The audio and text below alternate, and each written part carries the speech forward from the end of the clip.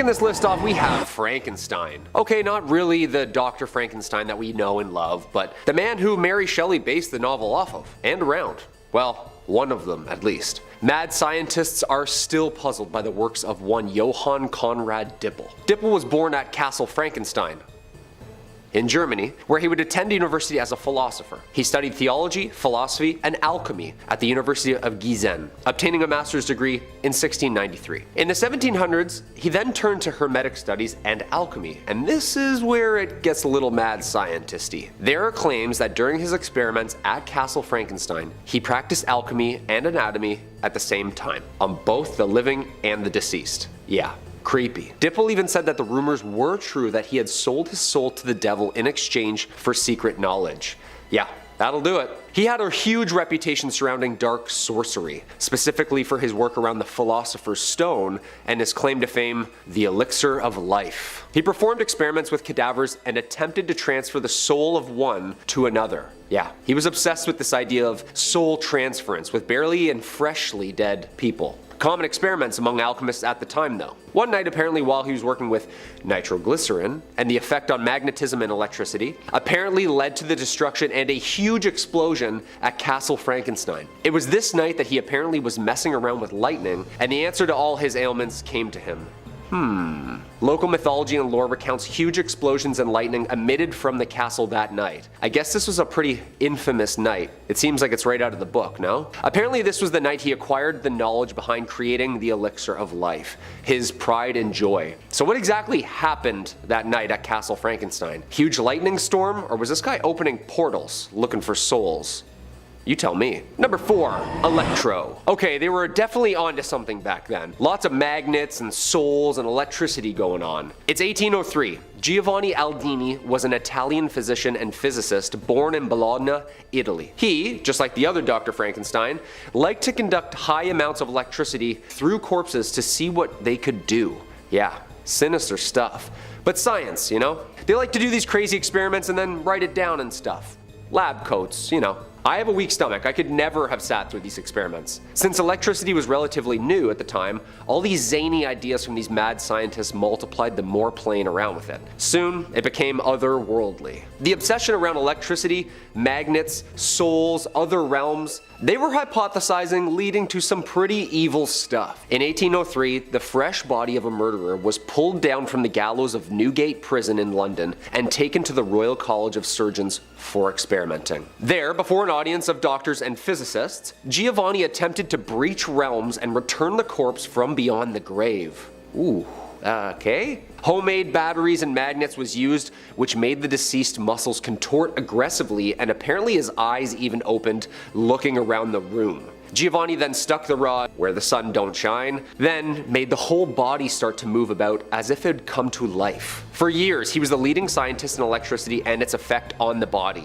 Apparently some claim that Aldini would even experiment on himself, pushing the limits and dialing up the voltage. Dude, this guy's Electro from Spider-Man. In recognition of his merits, the Emperor of Austria made him a Knight of the Iron Crown and died not many years later. And although he was unsuccessful at bringing souls back from the dead using electricity, I'm sure this guy experienced more than he shared. I wonder who has his journal. Number 3. No, I'm Spartacus. Actually, much more evil than him. Heinrich Müller. Born in Munich, Germany, April 1900. After serving as a pilot in World War I, he joined the police in Munich, soon acquiring a reputation as a skilled investigator. As such, he would draw the attention of two nastier men, Heinrich H. and Reinhard H., leaders of the German SS army. Yeah, I don't even like saying their full names out loud. Just Google them up, you'll know.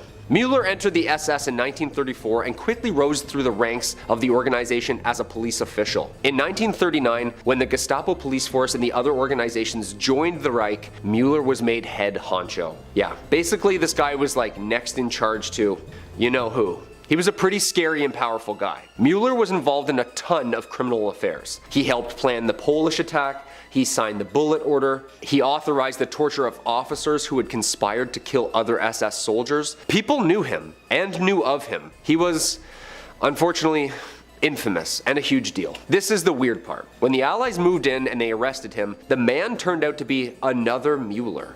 Okay. In fact, they couldn't find the Heinrich Müller, instead arresting many others of the same name. The head of the Gestapo wanted for crimes against humanity had vanished without even a trace. Gone. Even the CIA were like, okay, where the hell did this guy just go? He was just right here. He apparently vanished in the last days of the war. The Western Secret Services started many investigations over the years, but Müller and the vast majority of the Gestapo secret files were never found. In 2001, the CIA reopened its archives about the SS war criminal and revealed it still knew nothing new or conclusive about the SS Heinrich Müller, who had been in charge all those years ago. Where did this guy vanish to? I don't know. Number 2, us. Sure, I've had my fair share of sibling rivalry. One's better at this, one's better at that. But these siblings took it to a whole other realm. The Han twins, or as I like to call it, the story of good versus evil. A tale as old as time. Well, not that long ago, actually. During the 90s, this was a huge case plastered on every screen of the attempted murder of Sunny Han by her identical twin sister, Gina Han. Whoa. It's November 6, 1996 in California. It quickly became a jaw-dropping case in the media as the case touched on themes of broken families, sister rivalry, split personas, and of course, parallel universes. The sisters had always had disagreements, but apparently hatred became obsession. Throwing some hands here and there became stalking, and eventually jail time. The older they got, the more things escalated. Gina, after escaping prison, had drummed up the idea to hire 2 teenagers to kidnap her sister. Uh-oh. During the kidnapping, the plan, however, failed, and the 2 men were quickly taken into custody by police. Just before going to Sunny's apartment, they went to buy large garbage bags, duct tape, wine, gloves, Pine Sol cleaner, and magazines. Yeah. The police were notified and luckily reached them before Sunny's evil plan could commence, and it was a close one. They, including the evil sister, were locked and loaded.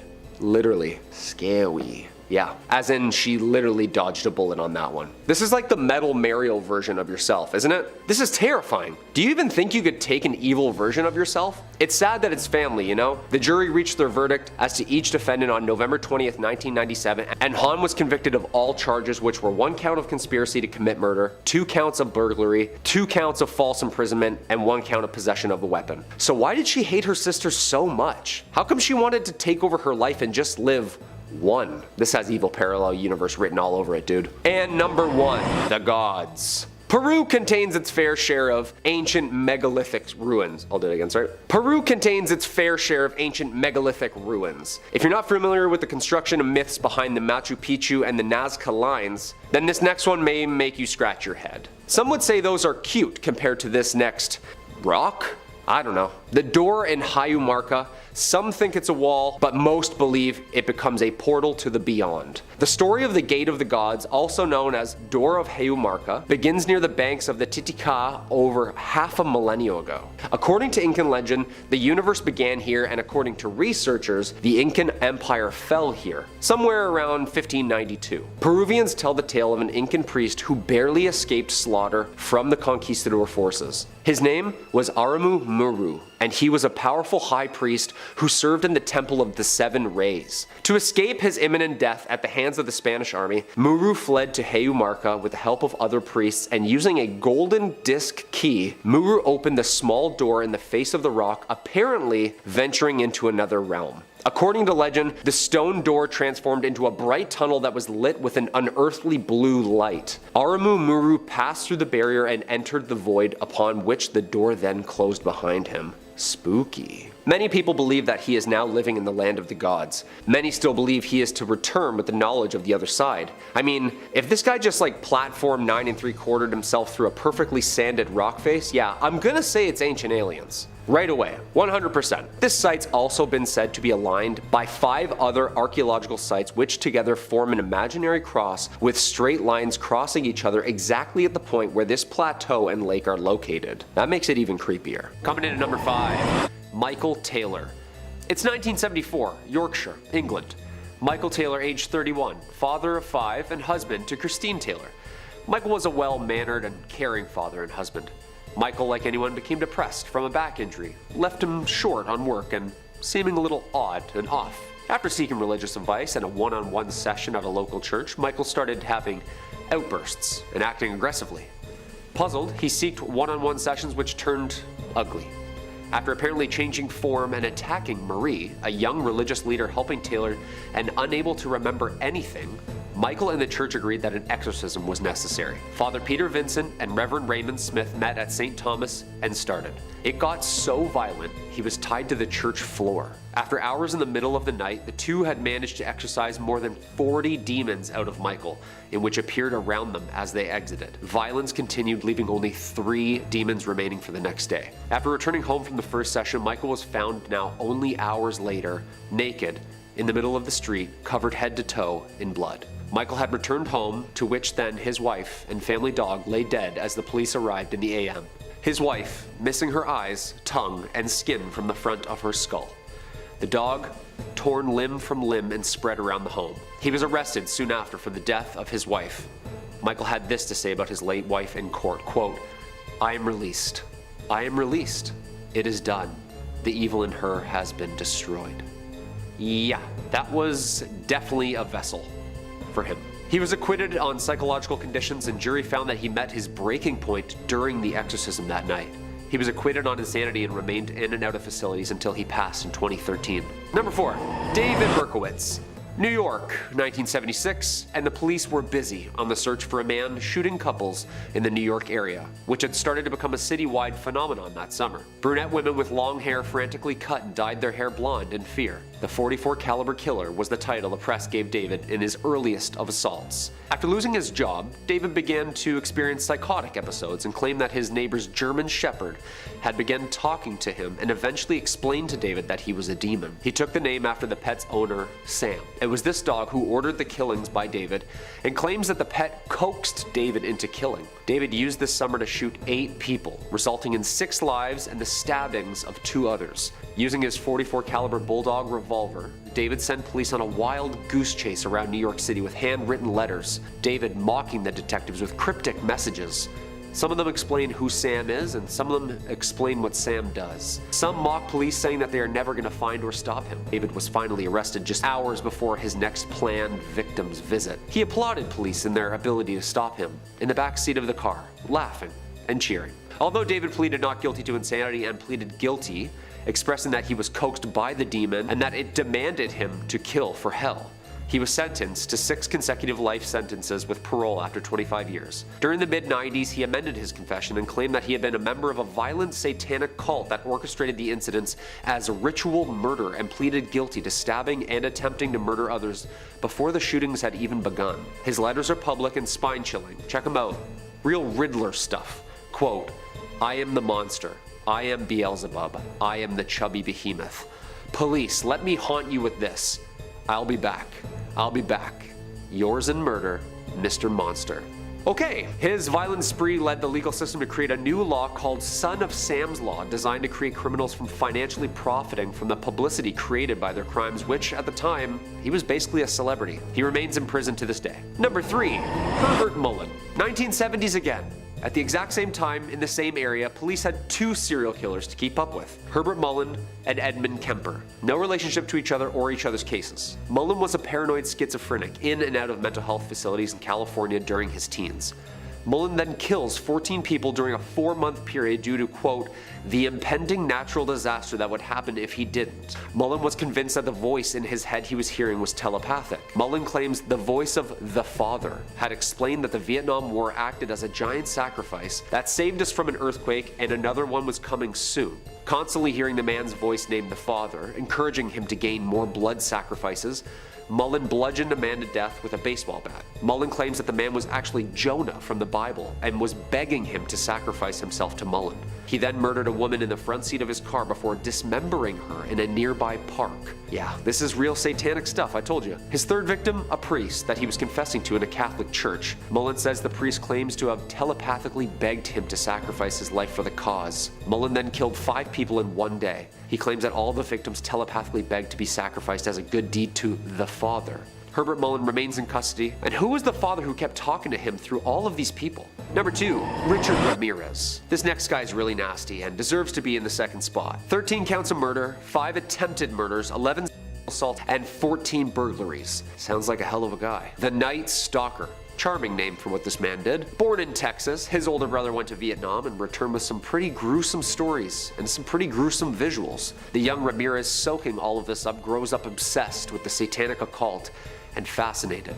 He made various references to Satan during his legal proceedings. His trial began in 1989 and he was convicted of 13 murders and a variety of other crimes. Nearly 2 months later, he was sentenced to death, with the judge stating that his crimes showed, quote, cruelty, callousness, and viciousness beyond any human understanding. And the worst part was that he made most of his victims pray to Satan and swear on Satan that they were going to tell him the truth whatever he asked. I'm not really going to get into the sick details of really what this man did, nor will I with the number 1 spot, but it involved hammers, machetes, ropes, knives, guns, you name it, anything violent. He was an absolute nasty creature that liked to torture his victims and really drive the satanic love for you-know-who. First responders would have taken pictures of numerous satanic symbols drawn on the walls in almost a ritualistic reenactment. He was captured by the use of the huge media surrounding his story on the way to take his next victim's life. His trial was truly a disgusting display of media attention, one of the most expensive court cases to date, losing only to O.J. Simpson. He screamed "Hail Satan" at his hearing and flashed self-harm pentagrams. He died of cancer in 2013.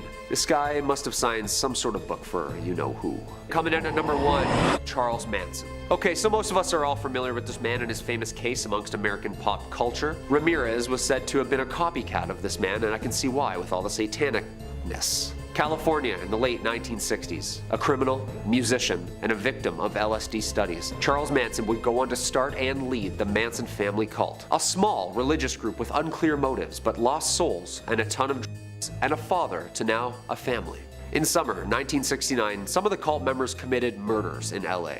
Apparently Manson had ordered his followers to kill the people who had lived at the address he had given them for their initiation. The murder of actress Sharon Tate and 4 others in her home on August 8th and 9th, including the La Biancas the next day. Another 2 victims. 4 members of the family committed the murders under Manson's instructions and satanic offering. Manson apparently heard voices that there was going to be a race war brought on by religious disputes, and that these killings were an offering to who exactly?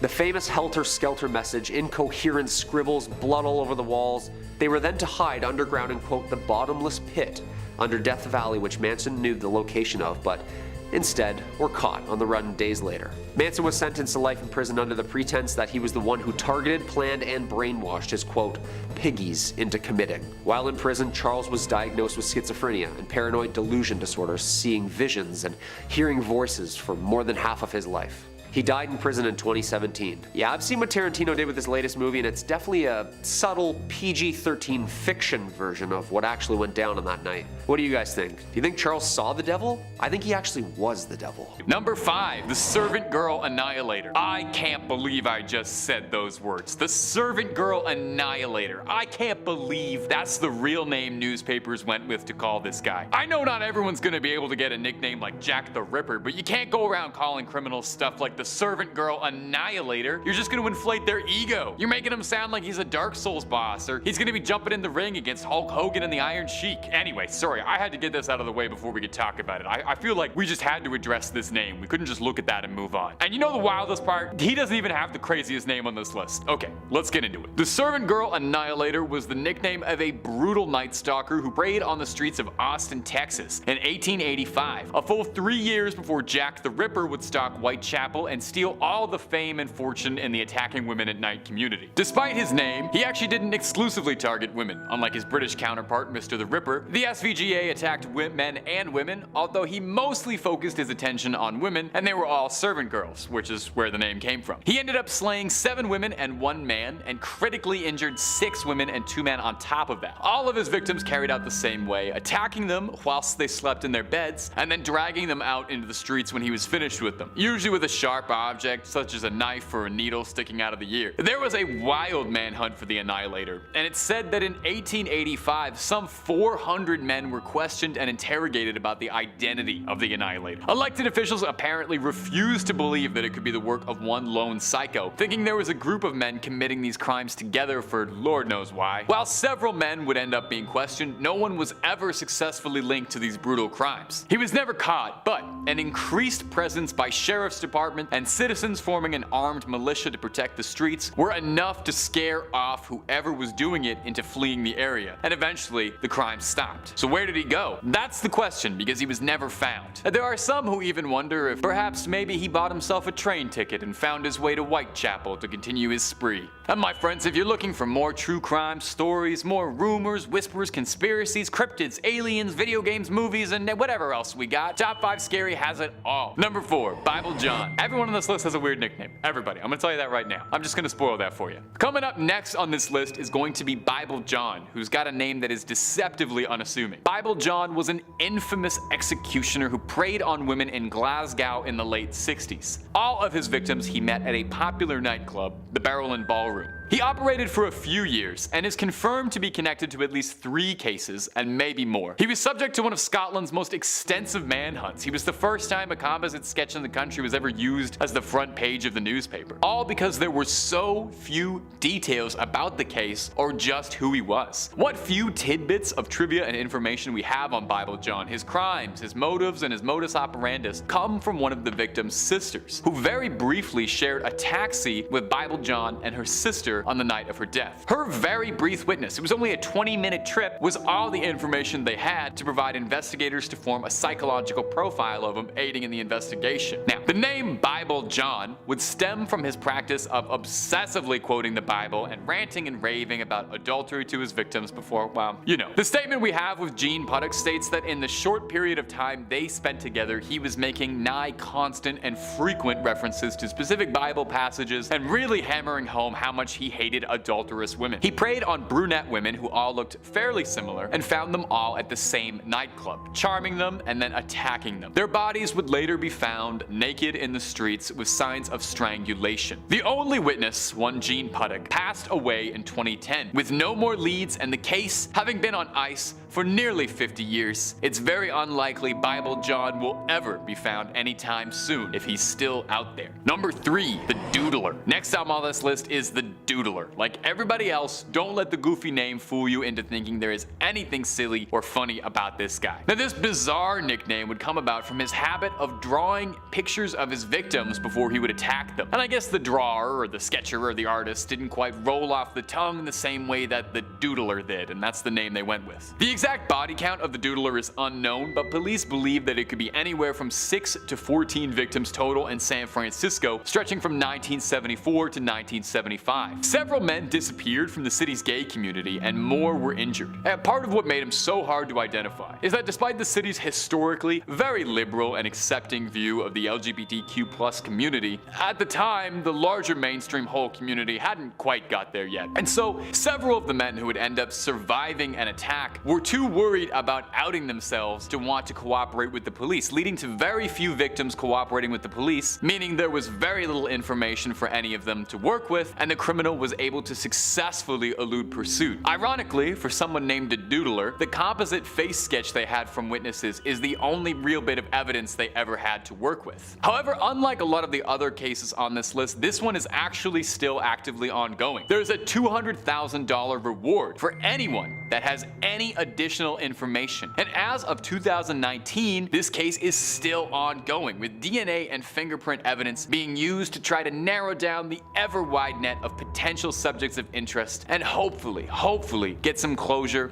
on a horrible chapter in San Francisco's history. Number 2, the Pickler. Now, I've talked about the Pickler before on this channel, but his story is so horrifying and honestly unbelievable that it's worth repeating at least once. Again, goes without saying, like every single entry else on this list, the Pickler leads you to believe this is going to be a silly story, but wait about a minute, I'll explain why he's called the Pickler and all the pieces will come together and you'll regret clicking on this video. This one's kind of a dark one. The Pickler's real name was Bela Kiss, and he worked as a tinsmith in the early 1900s, living in a humble small village in Hungary. He had been married and he had children, but his wife had left and with her took the children. He moved in a housekeeper who served as his sole faithful companion. His housekeeper would note that he seemed to entertain a plethora of female guests and was never hurting for women's attention, although she didn't talk to any of the guests much. Outside of his women callers, Kiss was actually fairly isolated. He kept to himself mostly, he didn't interact with his neighbors much at all, or the community as a whole, instead preferring to tend to himself and living quietly alone with his housekeeper and his big collection of metal drums. He had a stockpile of metal drums all over his property, and when people would ask about them, he said that he was stockpiling gas. In 1914, Kiss would be conscripted to serve with the Hungarian army and left behind his home to his noble housekeeper. While deployed, Hungarian soldiers were running low on resources, and when they needed gas, some soldiers on patrol saw fit to take from Kiss's collection over his property. However, when they went to recover the gas, they were shocked to discover what the barrels actually contained. No gas to be found, but instead the bodies of several missing women floating in alcohol in an attempt to preserve or pickle their corpses.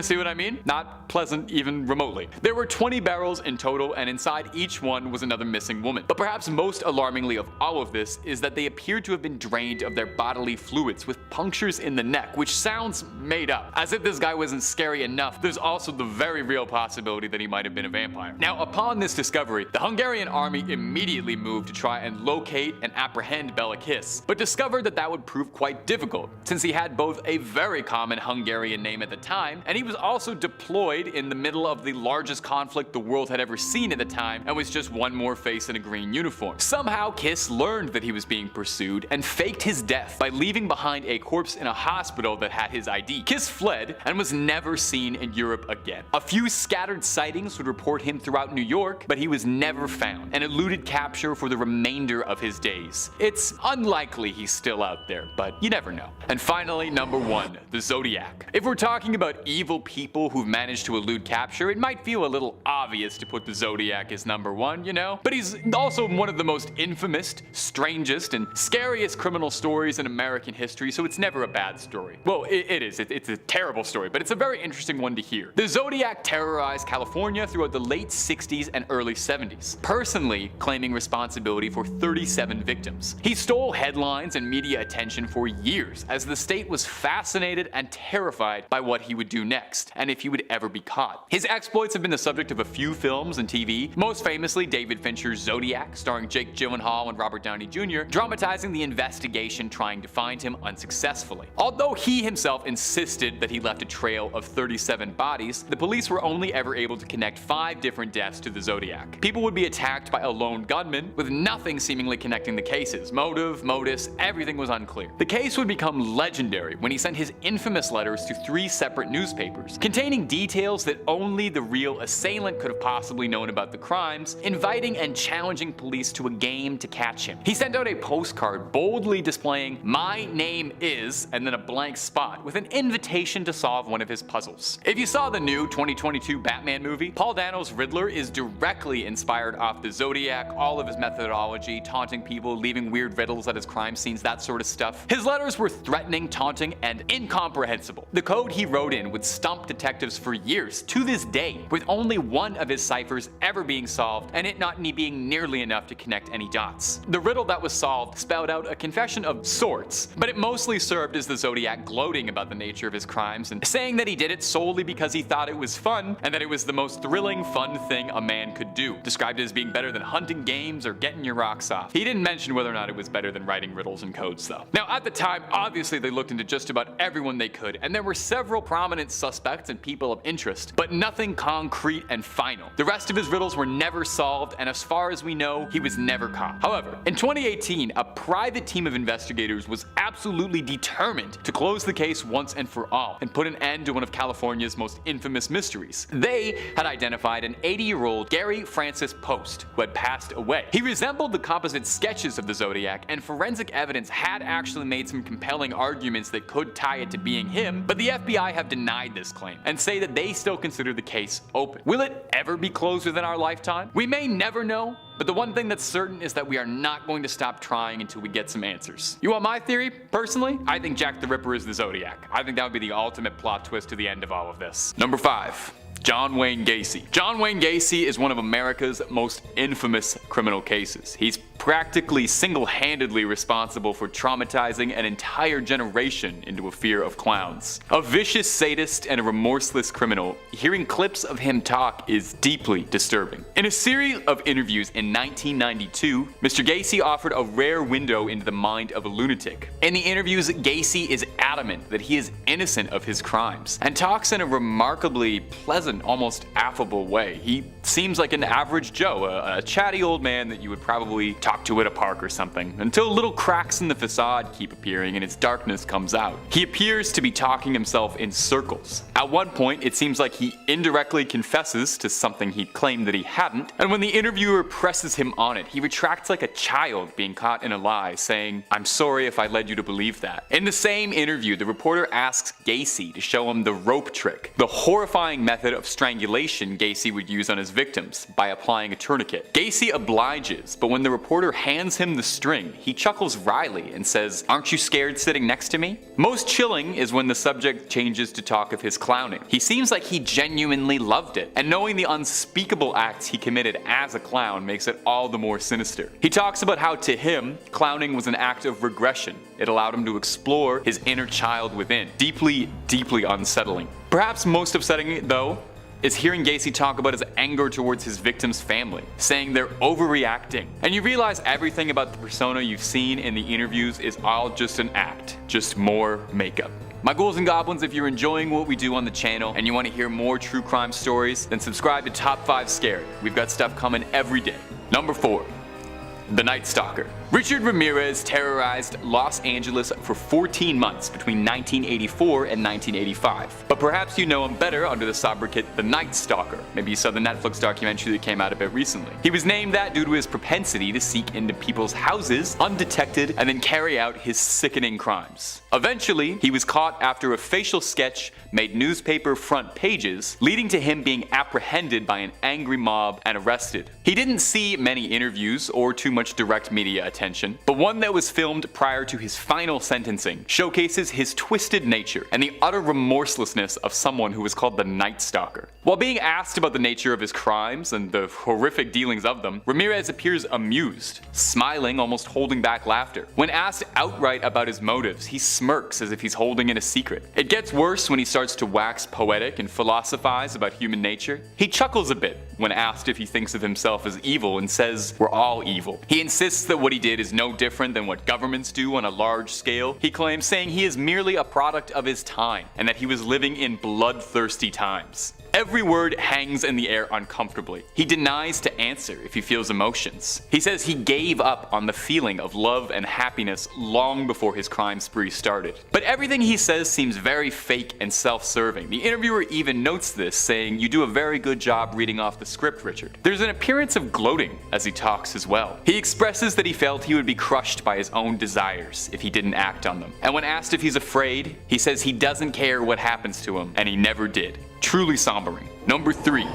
Ted Bundy. Ted Bundy has fascinated people for years, due in large part to how well he was able to disguise himself and make himself appear normal. But underneath his carefully put together persona was one of the darkest, most truly vile criminals the United States had ever seen. Unlike most serial offenders, Bundy not only kept up appearances, but was well groomed, charming, charismatic, and had a very compelling way with words, able to manipulate people scarily efficiently. He came from a happy family, a good Christian household, and didn't seem to fit the usual bill for these sort of criminals. The last interview ever conducted with him highlights a lot of these traits. He appears very soft-spoken, speaking quietly and almost soothingly to the camera, doing his best to garner sympathy from the audience and the interviewer. He attempts to blame a lot of his violence, darkness, and misdeeds on an addiction to lewd content. When he's describing it, he almost sounds like a man trying to talk about kicking caffeine, saying, "Oh, I think I'd be a lot better without it." Not just for him, but for lots of other people. When he says that phrase, he pauses a bit and gives a dark, knowing look to the interviewer. He's even joking around a bit, playfully. He comes across as very intelligent, answering all of the questions thoughtfully, but everything about it just seems terrifying, especially knowing the grisly nature of the things he did. But it feels like you're